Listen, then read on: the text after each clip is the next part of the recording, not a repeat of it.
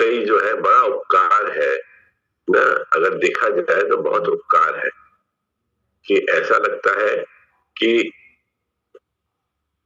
अगर हम ये कहें कि हमको प्रकाश का ज्ञान हो गया है तो ये जरा अतिशयोक्ति और थोड़ी सी घमंड की बात हो जाएगी। हम कहेंगे कि हमको अंधेरे का ज्ञान हो गया है। अब हमको अंधेरे का ज्ञान हो गया है, गुरु ने ये बता दिया कि ये अंधेरा ये है, तो नेचुरली फिर हम अंधेरे को छोड़ के भागेंगे प्रकाश की तरफ। तो जो प्रार्थना आपने कही कि ऐसी प्रार्थना जो है ये बहुत सही है, बड़ा लाजमी है कि सत्य प्रार्थना है ये, कि ये उनका बड़ा उपकार है हमारे ऊपर कि जिसको हम कभी उतार नहीं सकते हैं। ऐसे एक हमें वाक्य याद आया कि हमारे ग्रंथ साहब में भी जो है उसमें भी ऐसे वचन आए हैं कि गुरु को देखिए कोई कभी नजरअंदाज नहीं कर सकता, कि गुरु को नजरअंदाज कर ले और हम परमार्थ की तरफ पहुंच जाएं, ऐसा हो नहीं सकता। उसमें भी एक शब्द आया है, थोड़ा सा मुझे याद है, मैं बताता हूं कि वो शिष्य अपने को गुरु से कंपेयर करता है। देखिए बहुत बड़ी बात है कि शिष्य अपने को गुरु से कंपेयर करता है कि माधो हम कैसे तुम कैसे, हम पापी तुम पाप खंडन, नीको ठाकुर देसा। वो कहता है कि अगर हम अपने को गुरु से कंपेयर करते हैं तो हम उनको माधो कहता है कि माधो हम कैसे तुम कैसे हो और हम कैसे हैं। हम पापी, हम पाप करने वाले हैं, जन्म जन्म से हमसे पाप होता आया है। तुम पाप खंडन, तुम हमारे पापों का नाश करते हो, और हमको ठाकुर, तो हमको नीको, नीको मतलब हमको जो है अच्छे शहर में रखते हो, अच्छे देश में रखते हो।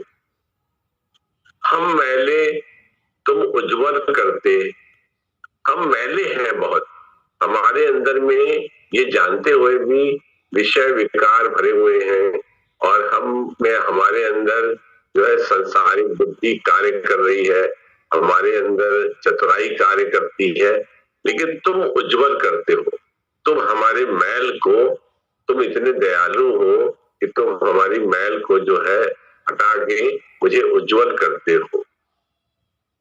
तुम, हम निर्गुण तू दाता, हम निर्गुण मतलब हमारे अंदर जो है कोई गुण है ही नहीं, लेकिन फिर भी तुम जो हो दाता हो, तुम हमको देने वाले हो। हम मूर्ख तुम चतुर सयाने, हम जो है मूर्ख हैं जो अपने को बड़ा समझते हैं, लेकिन तुम जो हो तुम चतुर सयाने हो, तुम चतुर हो और सयाने हो। भक्त को और हमको किस चीज की जरूरत है इसका तुमको पूर्ण ज्ञान है। ये जब हम भगवान से, गुरु से अपने को कंपेयर करते हैं तो ये डिफरेंस हमने पाया कि हम जो है मूर्ख है और तुम चतुर सयाने हो। तुम सर्व कला के ज्ञाता, तुमको ज्ञाता माने तुमको ज्ञान है, तुमको सब कलाओं का ज्ञान है। ऐसे गुरु अगर हम कहीं पे भी देखें तो हम गुरु के साथ खड़े हो नहीं सकते। वो देखिए कितना कितना आगे और ऊंचाई पे है, हम कितना कितना नीचे हैं। और तुम सब साजे साज निवाजे, तुमने जो है हमको सजाया है, इस शरीर को जो है तुमने दिया है, और ये भगवान की कृपा से, तुम्हारी कृपा से ये सलामत है, और तुम इसको फिर नवाजते रहते हो। कब कब शरीर के अंगों में कौन कौन सी जरूरत है तो वो उससे हमको नवाजते हो। तुम पिंड के प्राणदाता, जो ये शरीर हमारा है, इसमें प्राणों की शक्ति जो है ये तुम्हारे द्वारा दी गई। तुम्हारे अगर तुम्हारे ये शक्ति न दी होती तो हमारी यह शरीर चलने लायक नहीं था। तुम करो भला हम भलो न जाने, तुम भला करते हो हमारा, लेकिन हम इतने मूर्ख हैं कि हम वो भला समझ नहीं पाते हैं। देखिए सारे ग्रंथों में अभी जो आपने भजन गाया जिस तरह से, वही हमको बात जो है याद आ गई कि हर जगह पे जो है शिष्य जब कंपेयर करता है तो गुरु के सामने, अपने इष्ट देव के सामने ठहर नहीं सकता है। कोई भी ऐसा गुण नहीं है जो हमारे गुरु से बराबरी कर दे हमारी, ऐसा नहीं हो सकता है। तुम करो भला हम भलो न जाने, तुम सदा सदा दयाला, तुम भला करते हो और हमको भला, तुम्हारी भलाई का, तुम्हारे एहसान का पता नहीं है, लेकिन तुम सदा सदा दयाला, तुम्हारी दया की दृष्टि, तुम्हारी दया की वर्षा जो है वो हमेशा हमारे ऊपर जो है पड़ रही है। तुम सुखदाई, तुम सुखदाई सुख विधाते, तुम राखो अपने बाला। अब वो शिष्य जो है भगवान से प्रार्थना करता है कि तुम सुख देने वाले हो, तुम सदा मुझे अपनी शरण में रखो, क्योंकि ये इतने गुण जो है ये मेरे में कोई गुण नहीं है, सारे गुण तुम्हारे में है, इसलिए तुम मुझे अपनी शरण में रखो। इसके बाद देखिए एक बहुत ही अच्छी लाइन है इसके अंदर, तुम निधान अटल सुल्तान, तुम निधान अटल सुल्तान, जीव जंत सब जाखे। तुम बहुत बड़े सुल्तान हो और जीव और जंतु जितने भी तुमने बनाए हैं सब अच्छे हैं। मतलब भगवान की महिमा में वो कहता है तुमने जितने भी संसार में ये जीव बनाए हैं वो सब अच्छे हैं। कभी भगवान को वो ये नहीं कहता है अरे भगवान तुमने सांप कैसे बना दिया, ये हमको काट देगा, तुमने बिच्छू कैसे बना दिया, ये हमको काट देगा, ये शेर तुमने बना लिया हमको खा लेगा। वो कहता है भक्त इतना जो है वो अभिमान से रहित है कि भक्त कहता है कि जो जीव जंतु तुमने बनाए हैं वो सब जो है बहुत अच्छे से है। कहता है कहो नानक, बाद में कहते हैं कहो नानक यह हवाला राखो संतन के पाछे। देखिए कितने बुरे। अब देखिए ये एक बात जो है जरा ध्यान देने योग्य है कि इतनी भगवान की प्रशंसा करने के बाद, इतनी भगवान की गुरु की स्तुति करने के बाद तो कहता है कहो नानक तुम यही हवाला, इसी हमारे अरदास से तुम राखो संतन के पाछे। ये वो कहता है कि भगवान अगर निर्गुण है तो तुम संतों के पीछे मुझको रखो। क्यों कहता है शिष्य, क्यों उसने इतना अंधकार देख लिया है, तो कहता है कि जो गुरु के जो शिष्य है, गुरु भाई है हमारे, या जो भगवान के जो है भक्त है, तुम मुझे उनके पीछे रखो ताकि जो है उनकी परछाई, यानी वो यहाँ तक कहता है निर्मल मन से कि उन भक्तों की परछाई भी मेरे ऊपर पड़े, ताकि मेरे मन का विवेक, मेरे मन का वैराग्य खत्म न होने पाए। इतनी जो है, इतनी निर्मलता, इतना ध्यान जो है वो गुरु की आराधना में लगाता है कि तुम्हारे भक्त भी जो है उनकी परछाई हमको पड़े तो मैं जो है इस राह पे चल सकूं। तुम इतने, तभी वो कहता है माधो तुम कैसे मैं कैसा, कि मैं कैसा हूं और तुम कैसे।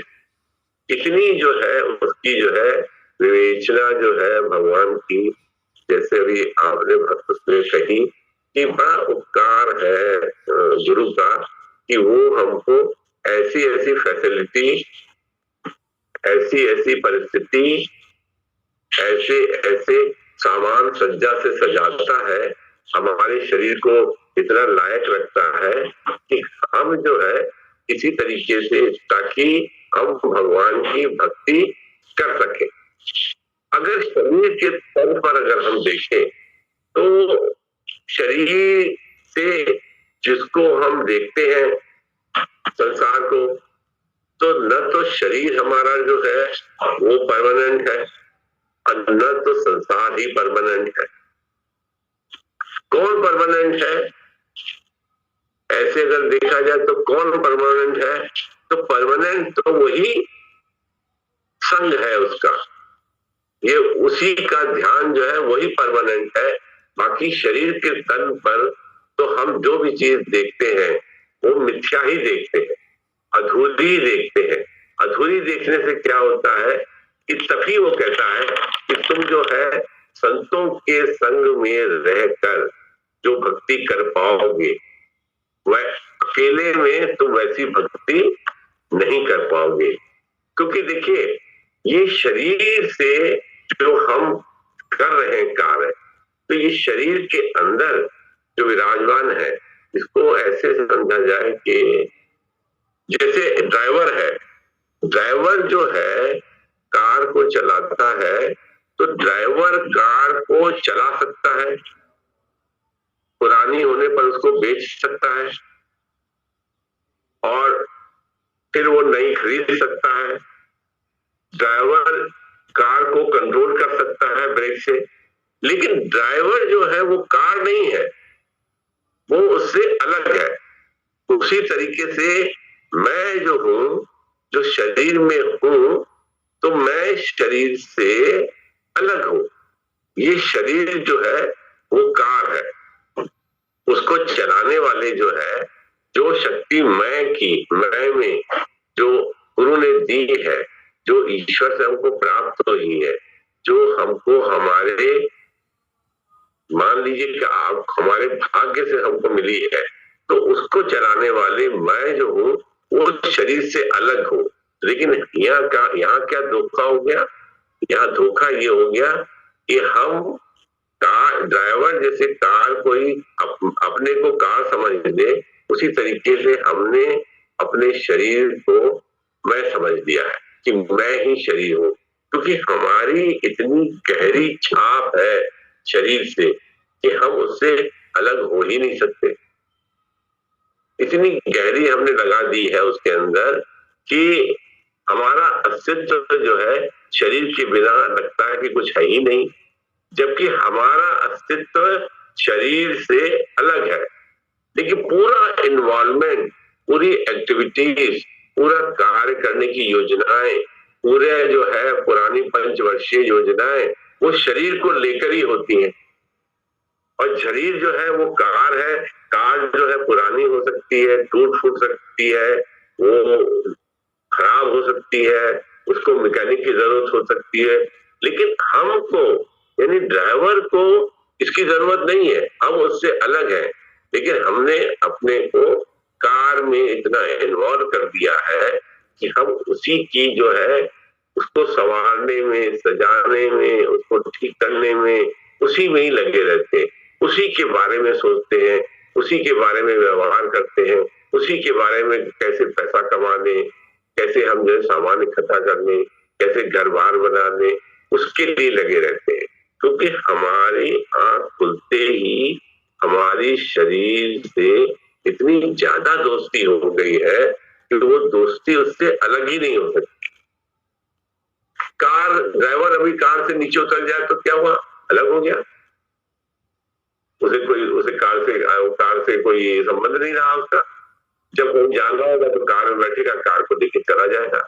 ऐसे ही अगर हमारी आसक्ति शरीर से कम हो जाए, सारी हमने देखा, मुझे ऐसा लगता है कभी कभी कि सारी उलझने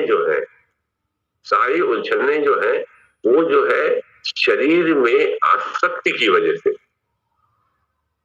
सारी उलझने, अगर वो आसक्ति हमारी खत्म हो जाए तो हमारी सारी रिक्वायरमेंट खत्म हो जाएगी, हमें किसी चीज की जरूरत ही नहीं पड़ेगी।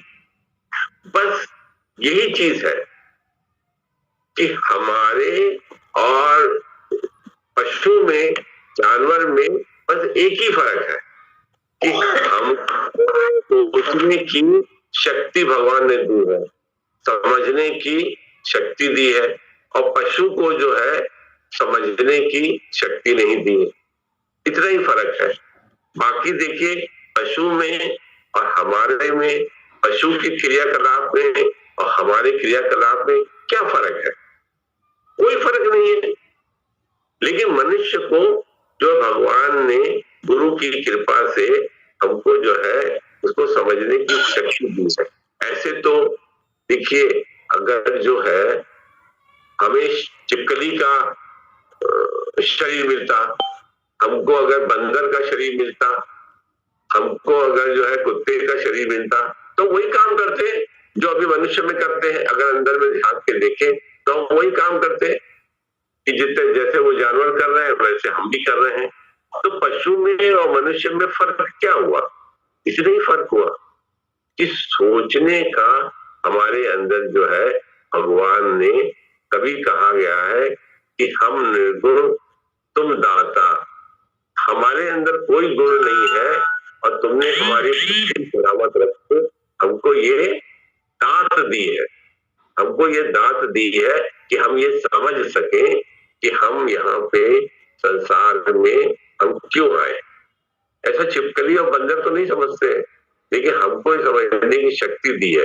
अब उस शक्ति का देखिए, यहाँ पे थोड़ा सा मामला जो है, ये जरूरी नहीं है कि अगर वो शक्ति है तो पशु को सोचने की शक्ति नहीं है, तो जरूरी नहीं है। देखिए, ये थोड़ा कटाक्ष सा है। जरूरी नहीं कि हम बुद्धि से हर चीज समझे, नहीं समझते। बहुत से लोगों को देखा होगा कि वो लोग नहीं समझते। अपने आस पड़ोस में अपने को, हम अपने को देखते हैं, हमारी बुद्धि नहीं समझती है उसको, तो हमारी फिर स्थिति क्या हुई? हमारी स्थिति भी पशु की तरीके से हुई। समझते नहीं, छिपकली समझती नहीं, बंदर समझता नहीं, कुत्ता समझता नहीं, हम भी समझते नहीं। तो जो वो धरोहर बुद्धि की भगवान ने सोचने समझने की दी है, इस विषय में मनुष्य कब सोचेगा? इस विषय में मनुष्य कब सोचेगा कि हमको सोचने की शक्ति मिली है और हमको जो भी कुछ कार्य करना है उसकी सोच से हम मजबूर होंगे, तब उससे हम वो कार्य करेंगे। संसार में, और आप समझ लीजिए कि नश्वर शरीर के बारे में अगर हम बात करें, तो अगर हमारी बुद्धि इस बात को मानती है कि ये शरीर नश्वर है, ये संसार नश्वर है, तो वो कुछ करेगा, नहीं तो कुछ नहीं करेगा। तो अगर हम 100 आदमियों का परीक्षण करें तो 100 आदमियों में से 80%, ज्यादा तो नहीं कह सकते, 70 से 80% तक लोग को सोचने की शक्ति है, लेकिन उसका वो इस्तेमाल ही नहीं करते, उसका टाइम ही नहीं है देखने समझने का, क्योंकि हम इतने ज्यादा अपने शरीर से आसक्त हैं, हम इतने ज्यादा शरीर से बंधे हुए हैं कि हम जो है अपनी स्मरण शक्ति से, जो जिसको जो है दूसरा शब्द कहा गया है विवेक, विवेक से जब तक हम उसका उपचार न करें तब तक वो नहीं होता। मान लीजिए कि हमको हमारे पुराने जन्मों के पुनर्जन्म की जागृत होने से संत जन मिल गए, गुरु जन मिल गए, तो भी देखिए रुकिए, ठहरिए, इसका मतलब ये नहीं कि जीवन का उद्धार हो गया। ये तो जरूरी नहीं कि संत मिल जाने से हमको मुक्ति मिल जाए, गुरु मिल जाने से मुक्ति हो जाए, ये कोई जरूरी नहीं है। ऐसी कोई कंडीशन जो है वो उन्होंने नहीं रखी है कि हम मिलेंगे तो तुम्हारी मुक्ति हो जाएगी। उसके बाद भी उन्होंने जो है कि हम अगर देखें इस बात को, तो थोड़ा सा जो है मैं मेहनत कराने की तरफ जो है, साधक को मेहनत कराने के लिए जो है प्रयास करने की कोशिश कर रहा हूं कि अगर सच में देखें तो हम कितने दिनों से सत्संग सुन रहे हैं, बहुत दिनों से सब सुन रहे हैं। हमने बहुत सालों से जो है गुरु का संग किया है, बहुत सालों से किया है, इसको तो हम इनकार नहीं कर सकते हैं। और हम कितने लंबे समय से संतों की वाणी पर विचार कर रहे हैं। फिर हम देखेंगे कि मन के तल पर कोई फर्क पड़ा क्या, कुछ असर हुआ क्या। डॉक्टर दवा देता है तो 5 दिन के बाद ही वो पूछता है कि ये बताइए आप कहना चाहिए, बताइए जो 5 दिन पहले हमने आपको दवा लिखी थी, ये दवा आपने खाई? तो हम कहते हैं हाँ हमने डॉक्टर साहब खाई। इससे कुछ फर्क पड़ा? फिर आदमी एकदम सीधा हो जाता है, हाँ डॉक्टर साहब कुछ तो 50% 40% फर्क पड़ा है, लेकिन अभी पीठ में दर्द होता है। तो डॉक्टर को पता लग जाता है कि 5 दिन की दवा इसने खाई तो उससे इसको इतना फर्क पड़ा। पहला ही सवाल वो यही करता है दूसरी बार दिखाने पे, ये जो 7 दिन की या 5 दिन की दवा दी थी ये आपने खाई कि नहीं खाई। बाद में तो हमारा रोना पीटना वो सब सुनेगा ही कि हमको यहाँ दर्द होता है, वहां दर्द होता है, पेट साफ नहीं होता, नींद नहीं आती है, घुटनों में दर्द है, तमाम बखेड़ा बताएंगे उसको। लेकिन पहले वो कबूल करा देता है कि अगर आपने ये कह दिया, ध्यान दीजिएगा, अगर आपने ये कह दिया हाँ डॉक्टर साहब ये हम ले गए थे बच्चा आपका, लेकिन आपकी दवा तो कहीं मिली नहीं हमको, बेटा 2-3 बार मार्केट में गया था, कहेगा है नहीं, तो डॉक्टर क्या कहेगा कि जब दवा हमने लिखी, दवा आपको मिली नहीं, तो आपने हमसे पूछा कि दवा जो है इसकी जगह कौन सी दूसरी दवा दे। ये एक स्थिति हुई। दूसरी स्थिति हुई कि डॉक्टर साहब आपने 7 दिन की दवा दी थी, मैंने तो 2 दिन के बाद जो दी, मुंह बहुत कड़वा कड़वा हो रहा था, मुझसे खाई नहीं गई। ये हो गई दूसरी स्थिति।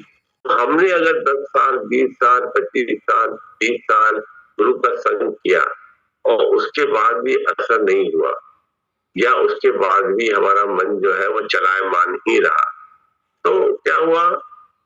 फिर इसका मतलब हमने वो अपने ज्ञान की शराब जो है ठीक से बनाई नहीं, वो संजो के रखी नहीं, हम ऊपर ही ऊपर से बात करते रहे, तो हमारे इतने साल निकल गए, तो हम ये सोचते हैं कि हमने इतना संग किया गुरु का, हमें कोई फायदा नहीं हुआ, हम कुछ कर नहीं पाए। अब ये ठीक यही बात जो है जब ज्ञान के ऊपर हम लागू करते हैं तो हमें लगता यही है कि ज्ञान भी एक नशे की तरीके से है। तो वो भगवान के नाम का नशा हमारे ऊपर क्यों नहीं चढ़ रहा?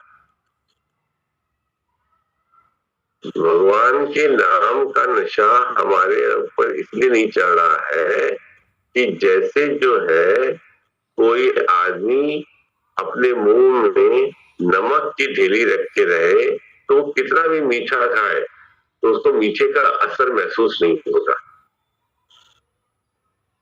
ऐसा होता है कि अगर मुंह में पहले से ही पान चबा रहे हैं तो खाने का स्वाद नहीं आएगा, या पहले से हमारे मुंह में मसाला पड़ा है तो हमारे अंदर जो है वो सब्जी में नमक है कि नहीं पता नहीं लगेगा।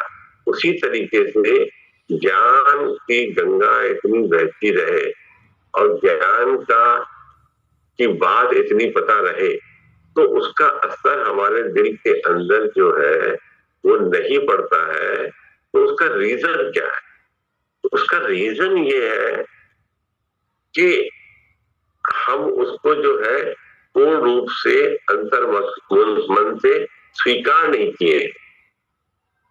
तो पहले से अंदर में जो है कुछ न कुछ चीज पड़ी हुई है, तो कोई न कोई चीज पड़ी होने के कारण जो है हमको जो है वो चीज भगवान के बाद भगवान का ज्ञान भगवान की भक्ति वो घुस नहीं पाती, असर नहीं कर पाती। ये रीजन है ना, क्योंकि हम पहले से ही जो है ऑक्युपाइड है, पहले से ही जो है हमारे अंदर जो है पहले से ही हम कहीं पे अपॉइंटमेंट लिए हुए हैं। तो जो हम पहले से अपॉइंटमेंट लिए हुए हैं या पहले से हमने जो है अपने को जो है कहीं पे बांध रखा है, तो फिर मन की आजादी जो है वो कैसे हो गई? हो नहीं पाएगी उसकी आजादी। यही वजह है कि पिछले 20 वर्षों से 30 वर्षों से सत्संग करने के बाद भी जो है हमको जो है वो बात जो है वो असर नहीं करती, हम भूल जाते हैं या हम उसमें उतना जो है नशा पैदा नहीं कर पाते। ये कमी देखिए, ये कमी जो है वो जो है संत जन जो है, गुरुजन जो है वो तो नहीं करते हैं, वो हमको अपने से ठीक करनी पड़ती। हम अगर चारों तरफ से, जैसे देखिए बहुत तेज हवाएं चलने लगे, बहुत तेज हवाएं आने लग जाए तो हम क्या करते हैं, तुरंत घर के खिड़की दरवाजे जो है वो बंद कर लेते हैं। व्यवहारिक बात, सारा ज्ञान जो है वो व्यवहार से जुड़ा हुआ है, वो हमारे से जो है हमारे सुबह शाम के कार्यशाला में वो बना हुआ है, लेकिन हमको दिखता नहीं है, हमको महसूस नहीं होता है और फिर हम उसको ऐसे ही गवा देते। तो मैं ये कह रहा था कि जैसे बहुत तूफान आ जाए तो हम लोग तुरंत क्या करते हैं कि अपने घर के खिड़की दरवाजे सब बंद कर देते हैं। क्यों? इसलिए कि हम घर में सुरक्षित रहें और हमारे घर में अंदर धूल मिट्टी पानी बरसात ये आने न पाए, तो हम अपने खिड़की दरवाजे सब बंद कर देते हैं। उसके बाद भी देखिए बहुत ही जो है अपनी दिनचर्या से ज्ञान को जोड़ के देखें, उसके बाद भी देखते हैं कि यार ये इतना हमने खिड़की दरवाजे सब बंद किए, ये इतनी आंधी तूफान चली, ये धूल कहां से आ गई? ये मुझे हमने घर में पूछा जब खिड़की दरवाजे बंद किए थे तो फिर ये धूल कैसे आ गई? तो अब उसमें सुझाव आते, अरे भैया वो पता नहीं ऊपर जो रोशनदान है ना उसमें जाली नहीं लगी हुई है, उससे आ गई। वो जो एग्जॉस्ट फैन था ना उसका फैन खुला हुआ था, उससे आ गई। बुद्धिका ने वो जो दरवाजा ठीक से बंद नहीं किया था उसकी झिरी जो थी उससे धूल आ गई। अब कहां कहां किस किस तरह से कितनी तरह से किसी तरीके से ज्यादा मात्रा में नहीं तो कम मात्रा में वो धूल मिट्टी जो है वो घर में प्रवेश कर गई। ठीक है, ऐसे ही अगर हमने अपने अंतःकरण के दरवाजे जो हैं वो बंद नहीं किए हैं, अंतर्मुखी नहीं किए हैं, तो बाहर की हवा के थपेड़ों में हम सत्संग में कितने साल भी लगे रहे, हमको उससे कोई फर्क नहीं पड़ने वाला। इसका थोड़ा सा ध्यान, फिर सारी गलती हम जो है फिर गुरु के ऊपर रख देते हैं। अरे हम उनके यहाँ बहुत दिन गए, बहुत सत्संग सुना, कुछ फायदा नहीं हुआ। हम देखिए उनके यहाँ गए थे, हजारों आदमी आते थे, लंबी पंडाल में हम पीछे जाके बैठते थे, हमने सुना अच्छा बोलती है, अच्छा गा लेती है, अच्छे उदाहरण दे लेते हैं, लेकिन हमको कोई फायदा नहीं हुआ, बस ऐसे ही है। तो वो हमने क्या किया, वो हमने टाइम पास योजना चलाई। चलो टाइम पास योजना है, चलो सब जगह जाते हैं, चलो वहां भी थोड़ी देर होके आ जाते हैं, फिर वहां से मिल के आ जाएंगे। ये जो टाइम पास योजना हमने बनाई अपनी, तो उससे फल भी क्या हुआ? उससे फल भी टाइम पास ही हुआ ना। तो इसको देखें कि मनुष्य का जीवन जो मिला है तो इसको हम जो है पल पल छिन छिन कैसे जो है गंवाते हैं। देखिए एक बार की कहानी शायद हो सकता है मैंने आपको बताई हो, याद आती है, मैं थोड़े शॉर्ट में बताता हूँ कि एक बार एक गांव के दो दोस्त थे, वो लोग जो है अपने शहर से कमा कर अपने घर गांव वापस लौट रहे थे कि अब चले, हमने काफी पैसा कमा लिया है और कमाने के बाद अब हमको घर चलना चाहिए और घर में चल के देखें जो हमारी गरीबी है वो हमारे कमाए हुए पैसों से दूर हो जाए। नेचुरली आदमी जब कमाता है तो सोचता है घर भेजे, घर जाके जो है अपने माँ बाप को जो दे पैसे या अपनी गरीबी या अपनी रिक्वायरमेंट या अपनी जरूरतों को पूरा करें। तो वो दोनों जने जो है गांव की तरफ चले। तो गांव की तरफ चलने लगे तो पहले तो ऐसी कोई सवारी वारी होती नहीं थी, वो लोग पैदल ही चल रहे थे। चले तो रास्ते में शाम हो गई, रात पड़ गई। रात के बाद वहां से थोड़ा जंगल था और जंगल के बाद फिर थोड़ा आगे जाके उनका गांव था। तो एक दोस्त ने दूसरे दोस्त से कहा कि देखो हमारे पास जो है बहुत पैसा है और बहुत सामान हमने ले रखा है, तुमने भी ले रखा है, तो मैं ये राय देता हूं कि हम लोग को जंगल अभी पार नहीं करना चाहिए। हम लोग जो है सवेरे होने का इंतजार करें, तो हम लोग रात में कहीं रुक जाते हैं। इससे पहले कि जंगल में प्रवेश करें, वहां पे तमाम जानवरों का भय है, चोर लुटेरे और डाकुओं का भय है, तो हम यही रुक जाते हैं। इट वॉज वाइज डिसीजन, सही डिसीजन उन्होंने लिया कि ठीक है हम लोग रुक जाते हैं। दूसरा एग्री कर गया, बोले हाँ भैया रुक जाते हैं, क्या बात है, एक रात की बात है, अंधेरा खत्म हो जाएगा, जब रात ढल जाएगी सवेरा होगा हम लोग फिर चल देंगे और फिर ये शक्तियां हम लोग जो है जंगल पार करके गांव पहुंच जाएंगे। बात तय हो गई। तो उन्होंने एक ठिकाना देखा, एक नदी का किनारा उनको दिखाई दिया, तालाब जैसा, बड़ी झील जैसा था। नदी तो क्या थी, झील थी। झील के पास कहले भैया यहीं पे हम लोग जो है सोते हैं। वो कहते हैं, तो वो पहला वाला बोला कि भैया अगर दोनों जने सो जाएंगे और कोई लुटेरे आके सामान चुरा ले गए तो क्या फायदा, क्या करेंगे? तो देखा फिर चलेगा, ऐसा करते हैं आधी रात तुम जागो, फिर मैं तुमको मुझे जगा देना, तो फिर आधी रात मैं जागूंगा। तो दोनों जने इस तरह से आराम भी मिल जाएगा और रात भी कट जाएगी। तो उसने कहा ठीक है ऐसे कर लेते हैं। तो एक जो है वो झील के किनारे जो है एक जना जो है वो सामान रख के ठीक से अपने सराहने और सब जेबे में भर के सो गया।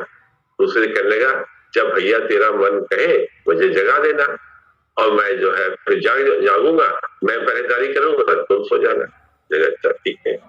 अब वो एक जो जैसे थके थे ही, जैसे ही पहला लेटा वो खर्राटे लेने लगा जोर जोर से। वो तो उसको लगा कि ये तो भैया सो गए। अब ये सोचने लगा मैं क्या करूं, मेरे तो यार मेरे को भी नींद आ रही है, मैं क्या करूं। वो अंधेरा काफी हो चला था, वो इधर उधर हाथ वाथ करता रहा, इस समझ में कुछ नहीं आया। तो उसको जो है उसमें जो है उसे एक दो कंकड़ दिखाई दिए। उसने कहा टाइम पास करना है, तो जैसे बच्चों की आदत होती है उसने एक कंकड़ उठाया और झील में फेंका। छपाक से आवाज आई, हटा दिया, चला गया। फिर थोड़ी देर सोचने लगा, इधर की उधर की, कल जाऊंगा तो ये करूंगा वो करूंगा। उसके बाद जो है फिर उसने जो है ऐसे ही कोई हाथ में कोई घास, कोई पौधा, कोई पत्ता आया, उसको लेके कान में खुजली करने लगेगा। कुछ some time he was trying to pass the time कि किस तरह रात कट जाए हमारी, तो फिर जो है हम लोग घर चले। उसको घर जाने की बहुत जल्दी। इसी बीच में अंधेरे में हाथ इधर उधर कर रहा था, तो उसको जो है एक थैली जैसी दिखाई दी कि एक कोई है जिसमें जो है कुछ पत्थर वत्थर पड़े हुए हैं। तो कहने लगा ये बहुत बढ़िया मिल गया, मैं पूरी रात काट सकता हूँ, इसको सोने दो जितना सोता है, मैं जो है इसी से जो है खेल करके और मैं रात काट दूंगा। वो थोड़ी थोड़ी देर में उस थैली में से जो एक पत्थर निकालता, उसको दूर फेंकता और छवाक से आवाज होती। फिर उसके बाद जो है फिर दूसरी फेंकता। इस तरह से वो कार्य करता था। इस तरह से करने से वो उसका समय कट रहा था, उसको अच्छा भी लग रहा था, हल्की हल्की हवा भी चल रही थी, तो वो ऐसे फेंकने लगा। तो उसने उस दूसरे वाले आदमी को जगाया नहीं। तो देखा ठीक है ये सो रहा, तो मेरा भी समय है, बहुत पत्थर पड़े हुए हैं, ये सब फेंकता हूँ और अपना समय निकाल देता हूँ और सामान की रक्षा भी हो जाएगी। और मैं अगर सो गया फिर ये जागा और ये फिर सो गया तो कौन जिम्मेदार होगा। कई तरह की विवेचना उसके अंदर में आने लगी। कम एतबार होने की वजह से वो ऐसे करने लगा। करते करते जो है रात बीत गई। रात बीत गई तो रात बीतने के बाद जो है थोड़ी सी जो है सूरज की लालिमा हुई, जैसे 5 बजता है, थोड़ा सा सवेरा होता है, ये होता है। तो कहने लगा अब मुझे इसको जगाना चाहिए। तो वो फिर भी कहते हैं चलो अभी थोड़े से पत्थर बचे हैं, लाओ इनको भी थोड़ा सा एक एक करके फेंकता हूँ, फिर आपको जगा देता हूँ। तो जैसे जैसे रोशनी सवेरे की हो रही थी, अर्ली मॉर्निंग था, धीरे धीरे करके हो रहा था, वो ऐसे ऐसे समय पार कर रहा था। उसने फिर जो है उसके पास जो 2-3 ही पत्थर बचे, तो उसने उसमें से एक पत्थर उठाया और उसने अपनी आंखों से देखा कि ये गोल गोल पत्थर कैसा है। उस पत्थर को देखते ही उसकी चीख निकल गई। वो बिजनेसमैन तो थे ही, तो चीख निकल गई। तो उसने कहा, अरे ये तो बहुत ही कीमती पत्थर है यार। तो जोर से जो वो चीखा, तो पहला वाला दोस्त जो सो रहा था वो भी हड़बड़ा के उठ गया। क्या हो गया, क्या हो गया, क्या हो गया? उसने कहा कि नहीं, कुछ नहीं हुआ, सब ठीक है, सब ठीक है, तुम भी सो चुके, चलो आते। उसने कहा, तुम चीखे क्यों, इतना चिल्लाए क्यों, क्या बात हो गई थी, कोई जानवर देखा तुमने? तो उसने कहा, नहीं, आज मैं जो है ये देख रहा था कि मैं कितना बड़ा मूर्ख हूँ। मेरी बुद्धि जो है वो सलामत नहीं है कि ये देखो, ये मुझे एक पोटली मिल गई थी और यहाँ तमाम पत्थर और पड़े थे। मैं सारे पत्थर रात भर जो जमीन झील में फेंकता रहा और उसकी आवाज से अपने को जगाता रहा, और उसके बाद जो है रात मेरी कट गई। लेकिन मैंने ये देखा आखिर में ये जो 2-3 पत्थर बचे हैं, ये तो बहुत कीमती है। तो न जाने कितने पत्थर हमने जो है वो हमने झील में फेंक दिए और कितना बड़ा नुकसान हमने अपना कर लिया। अगर मैं वो थैली जो है पकड़े रहता और सवेरे होने का इंतजार करता और उसको देखता, तो कितना मुझे आराम, अमीर हो जाते हम लोग, और भी ज्यादा अमीर हो जाते। उसे बड़ा अफसोस होने लगा। ये थी कहानी। अब इस कहानी को जो है हम अपने से जोड़े। जो सांस रूपी पत्थर हमको शरीर में, हमारे इस पिंड में हमको मिले हैं, तो क्या ऐसा नहीं लगता आपको और हमको कि हम भी जो है उस बिजनेसमैन की तरीके से अपने सांसों की जो है वो मोती जो है वो जो है ऐसे ही व्यर्थ में गवाते? ऐसा नहीं लगता? ऐसा लगना चाहिए ना। अगर लगता है तो फिर उसका बचाव करना चाहिए, अगर नहीं लगता है तो फिर भगवान ही मालिक है।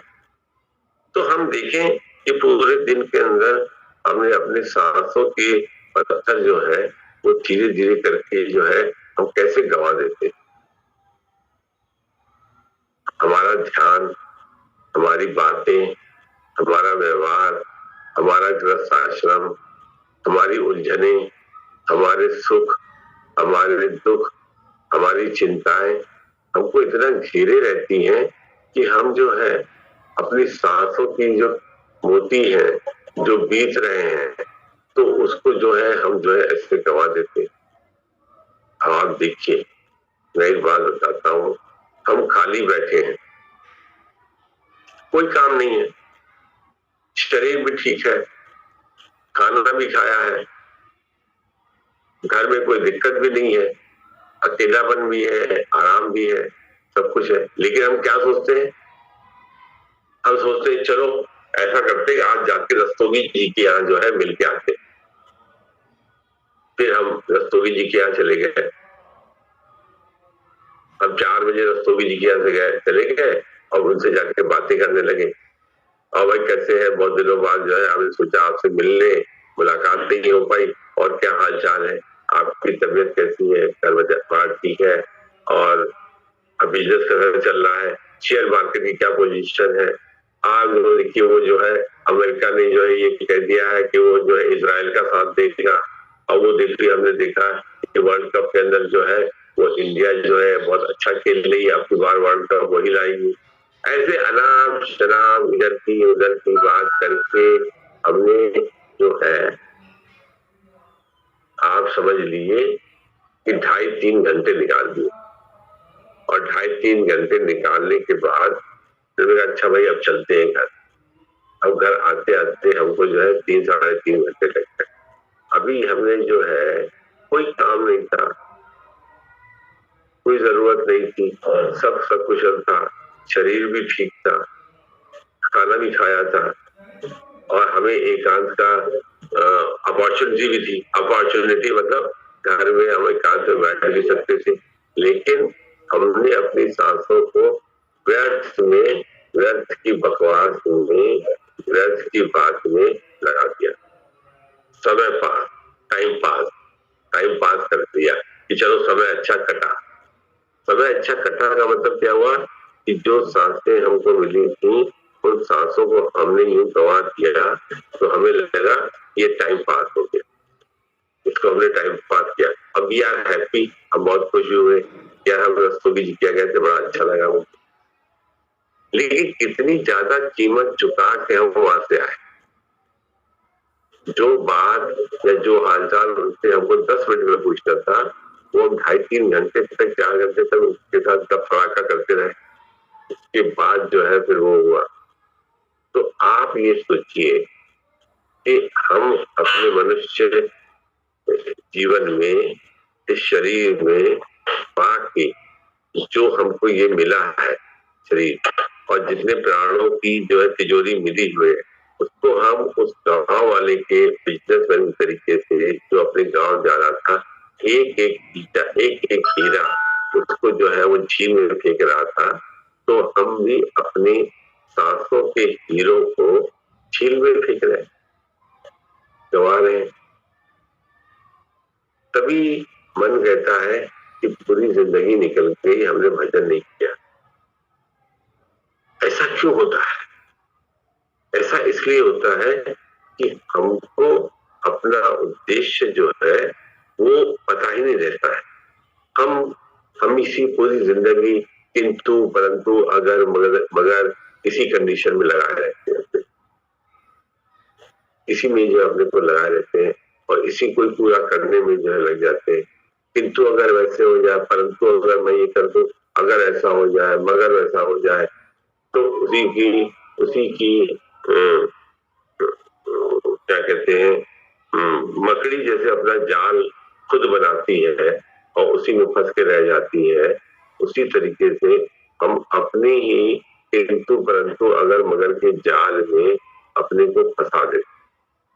जब हम अपने को फंसा देते तो जो वो शरीर की यात्रा है, जो हम जो है वो लिमिटेड लाए हैं, ऐसा नहीं है उसका। देखिए कोई उसने डेट नहीं दी है। देखिए जब आदमी पैदा होता है तो अस्पताल वाले डेट ऑफ बर्थ जो है बना देते हैं, लेकिन साहब जो डेट ऑफ डेथ का जो है, डेट ऑफ डेथ का सर्टिफिकेट नहीं जारी करते कि इस समय आपकी डेथ हो जाएगी, नहीं करते। उनको पता नहीं है, आपको पता नहीं है, आपकी माँ ने आपको जन्म दिया उसको भी पता नहीं है, आपके ग्रैंडफादर और मदर को भी पता नहीं, किसी को पता नहीं है कि डेट ऑफ डेथ जो है कब होगी। देखिए कितनी बड़ी विडंबना है, कितना बड़ा जो है भगवान ने अंकुश अपने हाथ, ताले की चाबी अपने पास रखी, वो पता नहीं है वो। तो हम अपने पूरे रूटीन को या पूरे जीवन को हम उसको उसमें कितने समय तक हम इधर उधर करके करते हैं और फिर उसी को कहते मजा आया, आज का दिन बहुत अच्छा कटा। क्या अच्छा कटा कि आपने अपने अध्ययन से मन को हटाकर आपने जो परमार्थ का अध्ययन था उसको हटा के आप जो है वो बाहरी उसमें लग गए ताकि उसी में जो है काम बन जाए, उसी में समझ गए। तो वी आर पासिंग, हमको क्योंकि क्या हुआ कि जो हमने 20 साल से 30 साल से सत्संग किया है उसमें रस नहीं पैदा हो पाया, उसमें रस नहीं। अगर ये रस पैदा हो जाता तो जैसे शराब पीने वाले को रस आता है तो शाम को 5 बजे के बाद जो है वो गुनगुनाहट मचाता है, शराब खाने की ओर जाने के लिए बहाने ढूंढता है, उसको उसमें रस आता है ना। 4 बजे 5 बजे दोस्तों के साथ हमको घूमने जाना है, हमको रस आता है तो हम उसका समय निकाल के उसके साथ चले जाते हैं। हम अच्छी पिक्चर लगी हुई है, हमको रस आता है तो हम किसी न किसी तरह से ऑनलाइन बुकिंग करके टिकट लेके पिक्चर हॉल में चले जाते हैं, टाइम से तो पहुंच जाते हैं, एक भी सीन छूटने ना पाए, 5 मिनट पहले ही पहुंच जाए। रस आता है। वैसे ही हमने कहा ना कि गुरु मिल जाए, गुरु का संग मिल जाए, तो ये जरूरी नहीं है कि हमको जो है वो आनंद की प्राप्ति भी हो जाए, जो आनंद की प्राप्ति गुरु हमको कराना चाह रहा है। प्रयास रत हमको खुद होना अच्छा पड़ेगा। एक बार इसी पे जो है एक बात चली थी, कभी आप भी कोशिश करके देखिएगा कैसे होता कि नहीं। एक संत ने अपने शिष्य से कहा कि तुम थोड़ी देर 5 मिनट में मुझको ये बताओ कि तुम्हारी पलकें जो है वो कितनी बार जो झपकी, झपकी मतलब पलकें ऊपर नीचे होती ना, ये तो ऑटोमेटिक है, स्वाभाविक है कि पलकें जो है आंखें ऊपर नीचे होती है। पहले तो अपना ध्यान अपनी पलकों पे रखो कि ये पलकें जो है, रोको नहीं उनको, पलकों को रोको नहीं बेटा, तो पलकें कितनी बार झपकती है उतनी गिन के मुझे बताओ। 10 मिनट का टाइम लो, 10 मिनट बाद मुझे बताना कितनी बार झपकी। तो वो जो है बैठ गया। उनका आंख बंद करने की जरूरत है नहीं, आंख खुली रखोगे तभी तो झपकी खाएंगे। देखिए बड़ा इंटरेस्टिंग उन्होंने एग्जाम्पल उसको दिया। तो उसने कहा ठीक है, वो बैठा, वो बातचीत करते रहे अपनी ग्रंथ की बात, सत्संग की बात गुरुजन करते रहे। और 10 मिनट बाद ही पूछा उन्होंने, चला हाँ बेटा बताओ कितनी बार झपकी। तो कहने लगे गुरु जी वो तो हमको ये याद नहीं रहा, हम ठीक से गिन नहीं पाए। तो उन्होंने कहा कि अच्छा गिन नहीं पाए, तुमको कहा तो 10 ही मिनट तुम्हें गिनना है खाली उसको। चला मैं तो गिन नहीं पाया, थोड़ा सा मैंने गिना, उसके बाद फिर हो गया, वो जो था वो गिनने वाला मामला खत्म हो गया। कह रहे अच्छा ठीक है, अच्छा ये बताओ जो अभी हम 10 मिनट तक जो तुमको बता रहे थे कहानी, वो कहानी क्या थी? तो कह रहे गुरु जी वो कहानी तो मैं कैसे सुनता, आपने तो पलके गिनने के लिए कहा था। तो उन्होंने कहा कि बेटा कहानी जो हम बता रहे थे वो तो तुमने सुनी नहीं, पलके जो गिनने के लिए तुमको कहा कितनी बार गिनी, पलके झपकी, वो तुम गिन नहीं पाए। तो आखिर वेयर यू वर, तुम कहां थे उस समय, कि 10 मिनट तुम थे कहां, हमें सही से बताओ तुम कहां थे 10 मिनट। वो कहने लगा देखिए ऐसा था कि मैं पलके गिन रहा था शराफत से, जैसा आपने आदेश दिया, और आप जो एक दृष्टांत सुना रहे थे वो भी मेरे कानों में पड़ रहा था। लेकिन मैं ये सोचने लगा कि वो जो मेरे से आदमी माल लेने के लिए दुकान पे आने वाला है, तो उससे मैं क्या रेट कोट करूं ताकि मेरा सामान बिक जाए। तो वो कहने लगे इसकी क्या जरूरत थी,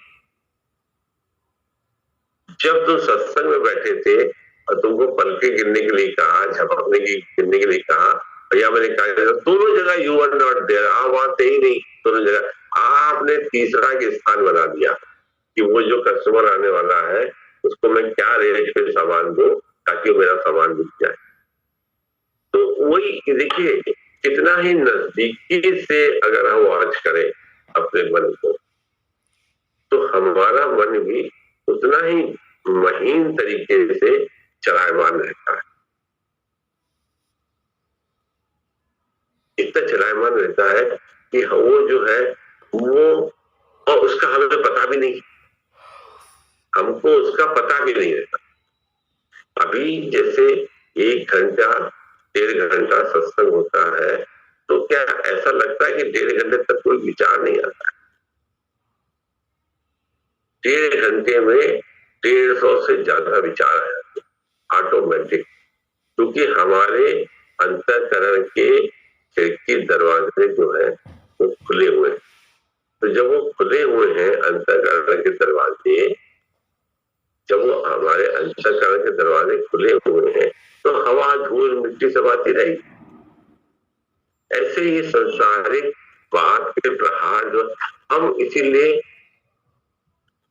कहते हैं कि भगवान आपके अंदर है, संत गुरु आपके अंदर है, ईश्वर आपके अंदर है, तो फिर वो दिखाई क्यों नहीं देता? वो यही वजह है, वो यही वजह है कि हमारे इतने नजदीक बैठे रहने के बाद भी हमको जो है उसके प्रेजेंस का आभास जो है नहीं आ पाता, हमको उसकी खुशबू जो है वो महसूस नहीं होती, हमको उसकी आहट जो है हमारे दिल तक पहुंचती नहीं। तो इसलिए हो जाता है वी आर ऑलरेडी जो है ऑक्युपाइड रहते, तभी जो है एक एक कड़वी बात जो है निकल के आई। तो पहले मैं उसको स्वीकार नहीं कर रहा था कि ऐसे कैसे होगा कि संत मिलेंगे तो कोई उद्धार नहीं होगा। तो बाद में सोचते सोचते विचार करके विवेचना करके मुझे ये महसूस होने लगा कि हाँ, संत के मिलने के बाद भी जो है फिर कल्याण नहीं होता है जब तक हम खुद न चाहें।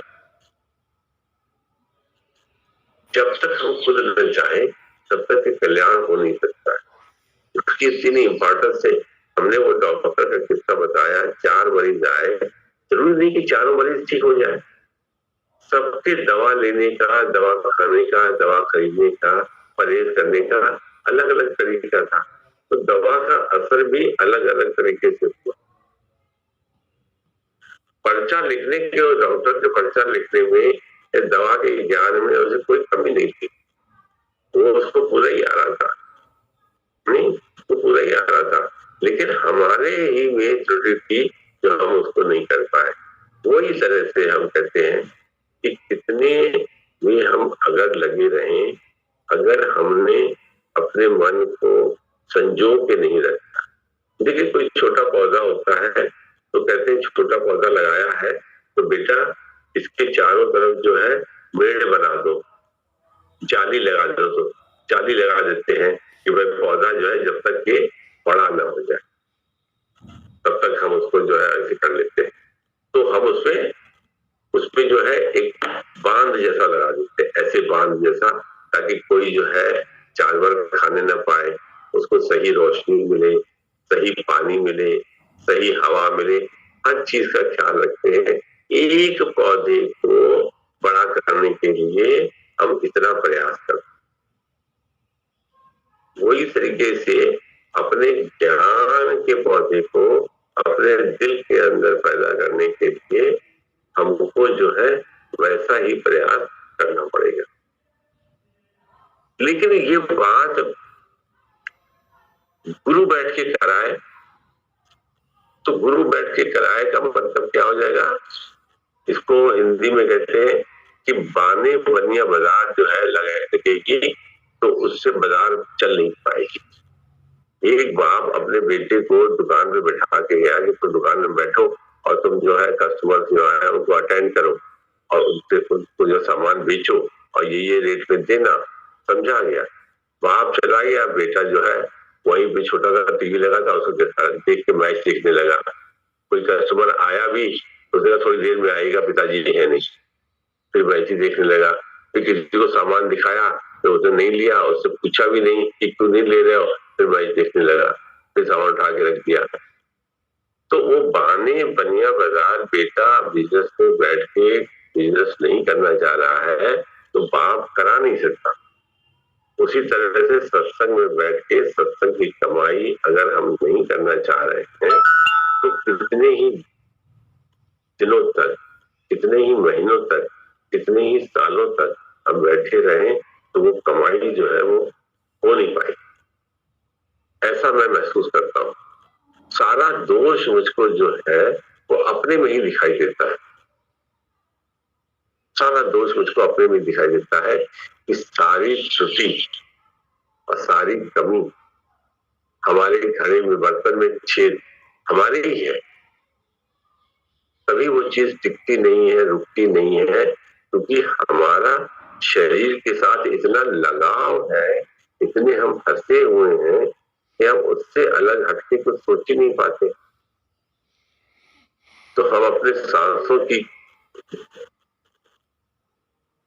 जो पत्थर है, जो हमारे अमूल्य पत्थर सांसों के रूप में मिले हैं, उसको हम यूं ही गंवाते रहते और फिर ऐसे करते करते ही जो है फिर एक दिन जो है वो कॉल आ जाती है कि भाई चलो आज चलना है। तब कोई सुनवाई नहीं होती है, तब कोई जो है सोर्स नहीं चल पाता है, कहीं कुछ हो नहीं पाता है, क्योंकि हमने अपनी उतनी महत्व नहीं देखा। मैंने अभी देखा एक बात, ऐसे मैं बिना नाम लिए आपको बताता हूँ। जैसे अभी टाइम है सत्संग करने का, आदमी टाइम उसको इम्पोर्टेंस नहीं देता, और काम में और काम में लग जाता है। तो मैं कभी कभी सोचता हूँ, देखो निरर्थक बेफिजूल बिना किसी उद्देश्य के उस काम में लग गया, जबकि उसमें लगने की कोई जरूरत थी नहीं। उसका ये जीवन क्यों मिला है, हम यहाँ क्यों आए हैं, भक्ति रस क्या होता है, परमार्थ रस क्या होता है, ऐसा उसको पता नहीं, तो उसने उसको तवज्जो नहीं दिया, वो ऐसे अब फालतू में लग गया। तभी देखिए कभी कभी कोई कोई आदमी जो है कोई खेल कूद में लग गया, कोई कमाने खाने में लग गया, कोई जो है पैसा कमाने में लग गया, कोई बिजनेस करने में लग गया, नहीं समझ में आया तो कोई आदमी राजनीति में लग गया, वो उसी में ही उसमें उसको रस आता है। तो देखिए हमारे रस ग्रहण करने की सोर्सेस कहाँ कहाँ है। बैठा बैठा जो है आदमी जो है वो मोदी को गाली देने लगेगा, बैठे बैठे सारा दिन उसी को गाली देता रहेगा, बैठे बैठे राहुल गांधी को गाली देता रहेगा, राजनीति में लगे हैं, हम राजनीति कर रहे हैं। हम ये नहीं देख रहे हैं ये अमूल्य जीवन जो है ये हमको क्यों मिला है, ठीक है, नहीं समझ में आएगा। हम एक नौकरी कर रहे हैं, पैसा कम लग रहा है, फिर हम पार्ट टाइम जॉब करते हैं, फिर हम नाइट वाली ड्यूटी ज्वाइन कर लेते हैं, फिर हम जो है एक्स्ट्रा वर्क भी कर लेते हैं, हम घर से भी कोई बिजनेस कर लेते हैं, फुल 24 घंटे हम इन्वॉल्व कर लेते हैं अपने को। सबसे पहला सवाल जो है संसारिक दृष्टि से आजकल क्या कर रहे हैं आप,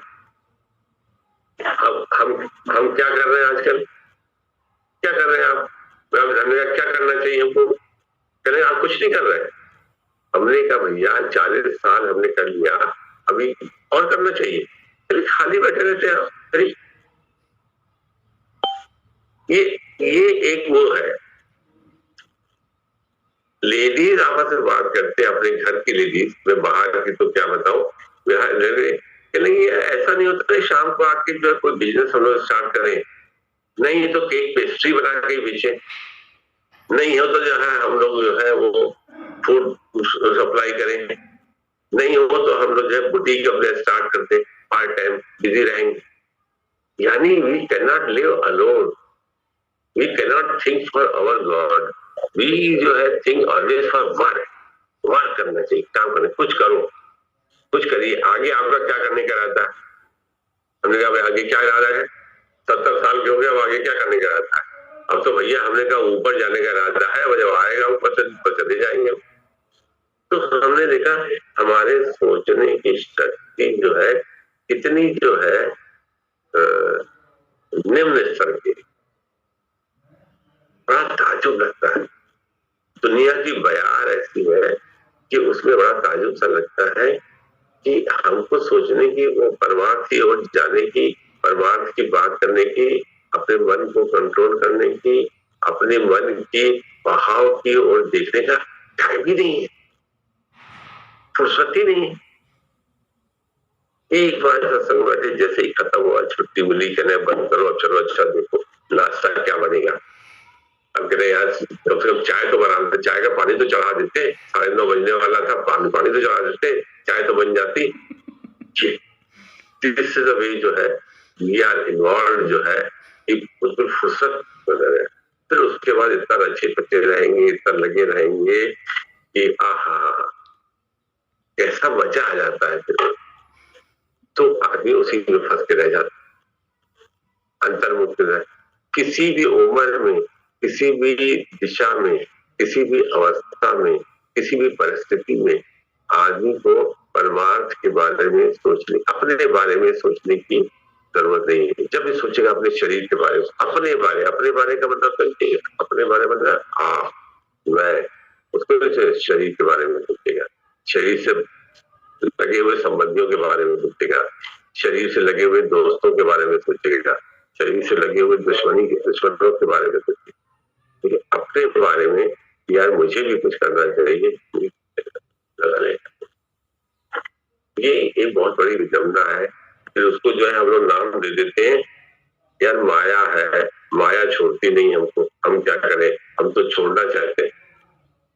बस ऐसे कह के अपने सर का जितना भी किया हुआ बोझा है वो सारा गुरु के सर पे रखे कि भाई वही करेगा, हमारे बस का तो है नहीं। इससे करके हम मुक्ति पाना चाहते, ये करना।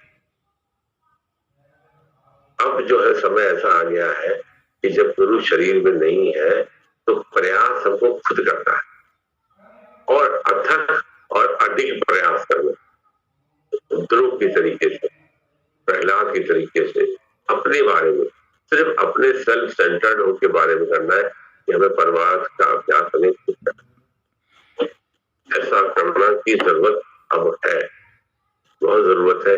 तभी जो है हम उससे उभर के बाहर है।